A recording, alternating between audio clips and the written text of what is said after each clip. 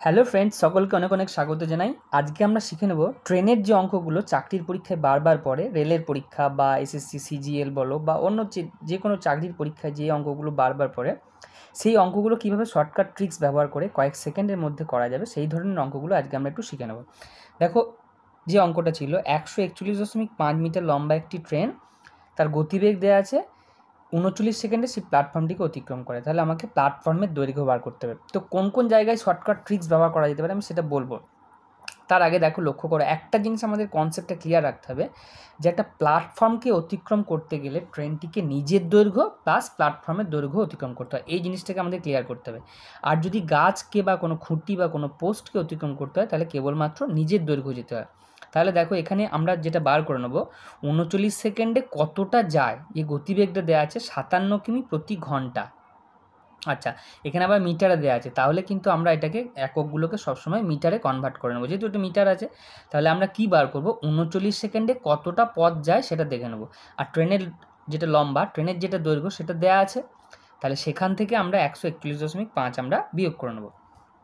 তাহলে দেখো, ট্রেনের গতিবেগ এখানে দেওয়া আছে, ট্রেনের গতিবেগটা কত আমরা পাচ্ছি, 57 কিলোমিটার প্রতি ঘন্টা, অর্থাৎ 57 কিলোমিটার পার আওয়ার। এইটাকে যদি আমরা মিটারে কনভার্ট করি তাহলে 57 ইন্টু 1000, 1 কিলোমিটার মানে 1000 মিটার। আর আওয়ারটাকে আমরা কি করলাম, সেকেন্ডে করে দিলাম, ঠিক আছে। আচ্ছা, 1 ঘন্টা মানে 3600 সেকেন্ড, তাহলে কিলোমিটার পার আওয়ারটা মানে ঘন্টা দিয়ে ভাগ, যেহেতু গতিবেগ হচ্ছে দূরত্ব বাই সময়, তাই জন্য ভাগ হলো। তাহলে এইটা আমার হয়ে গেল মিটার প্রতি সেকেন্ড। এইটা হয়ে গেল, এই যে গতিবেগটা দেওয়া আছে এইটা হলো 57 ইন্টু 1000/3600। এবার আমরা কি করব, দেখো 100 দিয়ে ভাগ করে নিতে পারি, তাহলে এটা দুটো জিরো কেটে গেল, দুটো জিরো কেটে গেল, তাহলে এটা কত দাঁড়ালো, এটাকে যদি আমরা 2 দিয়ে ভাগ করি, 2 5 10, 2 18 36। তার মানে আলটিমেটলি আমরা কি পাচ্ছি, দেখো 57 ইন্টু 5/18 মিটার প্রতি সেকেন্ড, এই জিনিসটা পেলাম। তাহলে দেখো, এই যে 5/18টা, এই 5/18টা কিন্তু প্রত্যেকটা অঙ্কেই আসে। এই জিনিসটাকে কিন্তু যদি আমরা মাথায় রাখি তাহলে অন্য অঙ্কের ক্ষেত্রে, অন্য ট্রিক্সের ক্ষেত্রে আমরা খুব সহজে করতে পারবো। তাহলে 57টাকে আমরা কী পেলাম, 57 ইন্টু 5/18, যে কোনো অঙ্কে যে কোনো গতিবেগই থাকুক না কেন, কিলোমিটার যদি থাকে তাহলে 5/18 দিয়ে সেটা গুণ করলে মিটার প্রতি সেকেন্ড হয়ে যাবে। তাহলে এটা হয়ে গেল মিটার প্রতি সেকেন্ড। তাহলে এটা কি হয়ে গেল, 1 সেকেন্ডে যায় এইটা, মিটার প্রতি সেকেন্ড কথাটার মানে হচ্ছে 1 সেকেন্ডে যায় 57 ইন্টু 5/18। তাহলে 39 সেকেন্ডে কতটা পথ যাবে, তাহলে 39 ইন্টু এই যে 57 ইন্টু 5/18, এই যে এই ডিস্টেন্সটা হবে। আচ্ছা, এইবারে দেখো, এটাকে আমরা যদি কাটাকুটি করে নিই, ঠিক আছে, 18, 3 19 57, আচ্ছা এটা 3 2 6, 3 13 39, এইটাকে ক্যালকুলেশন করলে আমরা পাচ্ছি 13 ইন্টু 19 ইন্টু 5/2 আসবে, তার মানে এটা ক্যালকুলেশন করলে আমরা পাবো 617.5 মিটার এই ডিস্টেন্সটা। তাহলে 39 সেকেন্ডে এই ডিস্টেন্সটা যায়। তাহলে এই যে 39 সেকেন্ডে যে ডিস্টেন্সটা গেল সেটা কিন্তু কি হচ্ছে, নিজের দৈর্ঘ্য প্লাস প্ল্যাটফর্মের দৈর্ঘ্য। তাহলে প্ল্যাটফর্মের দৈর্ঘ্য আমরা যদি বার করতে চাই তাহলে 141.5টা মাইনাস করে নেব। তাহলে প্ল্যাটফর্মটার দৈর্ঘ্য, লেন্থ অফ প্ল্যাটফর্ম, ঠিক আছে, আমি শর্টকাটে লিখলাম, তাহলে কত দাঁড়ালো, 617.5 মাইনাস 141.5। এটা ক্যালকুলেশন করলে আমরা পাবো 476। দেখো, অর্থাৎ কোন অপশানটা ছিল, এই যে এ অপশানটা ছিল, এইটা হয়ে গেল আমাদের রাইট। পরের যে কোশ্চেনে ছিল, দেখো 152.5 মিটার, এখানে একই কোশ্চেন, ট্রেনের লম্বাটা ছিল এত এবং 57 কিমি প্রতি ঘন্টায় যাচ্ছে, 39 সেকেন্ডে অতিক্রম করেছে। এখানে ট্রেনের দৈর্ঘ্যটা একটু অন্যরকম ছিল, তাহলে আমাকে প্ল্যাটফর্মটা বার করতে হবে। তো সেম প্রসেস, আমরা যদি গতিবেগটা দেওয়া আছে 57 কিলোমিটার, তাহলে 57 কিলোমিটারটাকে আমি ডাইরেক্ট একদম মিটার প্রতি সেকেন্ড করে দিই। মিটার প্রতি সেকেন্ড করলে আমরা কত পাচ্ছি, 57 ইন্টু 5/18 পেয়ে যাবো। তাহলে 57 ইন্টু 5/18 যদি করে দিই, তাহলে এখানেই আমরা এটা ক্যালকুলেশন করলে, কাটাকুটি করলে হয়ে যাচ্ছে 95/6 মিটার প্রতি সেকেন্ড। আচ্ছা, তাহলে 39 সেকেন্ডে কতটা যাবে, 39 সেকেন্ডে যেটা যাবে সেটা হচ্ছে নিজের দৈর্ঘ্য প্লাস প্ল্যাটফর্মের দৈর্ঘ্য। তাহলে 39 সেকেন্ডে যাবে 39 ইন্টু 95/6, 3 দিয়ে কাটাকুটি করে নিই, 3 13 39, 3 2 6, এটা ক্যালকুলেশন করলে 13 ইন্টু 95 করলে হচ্ছে 617.5 মিটার। তাহলে এবারে আমি কি করব, প্ল্যাটফর্মের যেটা দৈর্ঘ্য সেটা কীভাবে বার করব, জাস্ট 152 মাইনাস করে নেব। তাহলে 617.5 মাইনাস 152.5, তাহলে হয়ে গেল 465। অপশান ডিটা হয়ে গেল রাইট। কোশ্চেনটা ছিল দেখো, দুটো ট্রেন আছে 210 মিটার এবং 250 মিটার তারা লম্বা এবং তারা যথাক্রমে 130 কিলোমিটার প্রতি ঘন্টা এবং 110 কিলোমিটার প্রতি ঘন্টা পরস্পর বিপরীত দিকে যাচ্ছে, তাহলে তাদের পরস্পরকে অতিক্রম করতে কত সেকেন্ড সময় লাগবে সেটা আমাকে বার করতে হবে।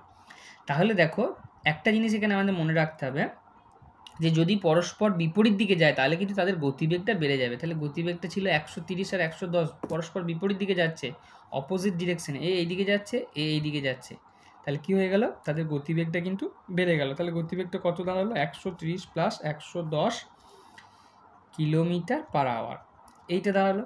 তার মানে আলটিমেটলি কী পেলাম, 240 kilometre per hour, 240 kilometre per hour. আমি একটু আগেই বললাম যে কিলোমিটার প্রতি ঘন্টা যদি থাকে, আর আমার এখানে মিটার রয়েছে, তাহলে কিলোমিটার প্রতি যদি ঘন্টা থাকে তাহলে এটাকে আমার মিটার প্রতি সেকেন্ড করতে গেলে কী করতে হয়, 5-18 দিয়ে গুণ করতে হয়। এই ট্রিক্সটা সব জায়গায় ফলো করবে, এটা মাথায় রাখবে, তাহলে এটা কিন্তু তোমাদের অনেক সময় বাঁচিয়ে দেবে। তাহলে 240 ইন্টু 5-18 মিটার প্রতি সেকেন্ড, তাহলে এটা হয়ে গেল আমার মিটার প্রতি সেকেন্ড। আচ্ছা, এই ক্যালকুলেশনটা আমরা এখন করলাম না, ঠিক আছে? কেন করলাম না একটু পরেই বুঝতে পারবো, কারণ এটা দিয়ে এটা আমাদের অনেক সময় বাঁচাবে। আচ্ছা, এরপরে দেখো যেটা রয়েছে যে পরস্পরকে অতিক্রম করতে কত সময় লাগবে। তো অতিক্রম করতে গেলে আমরা জানি যে দুটো ট্রেনেরই দৈর্ঘ্য অতিক্রম করতে হবে, তাহলে এটাকেও অতিক্রম করতে হবে, এটাকেও করতে হবে। তার মানে আলটিমেটলি 210 প্লাস 250, তার মানে হচ্ছে 460 মিটার কিন্তু আমাদের অতিক্রম করতে হবে।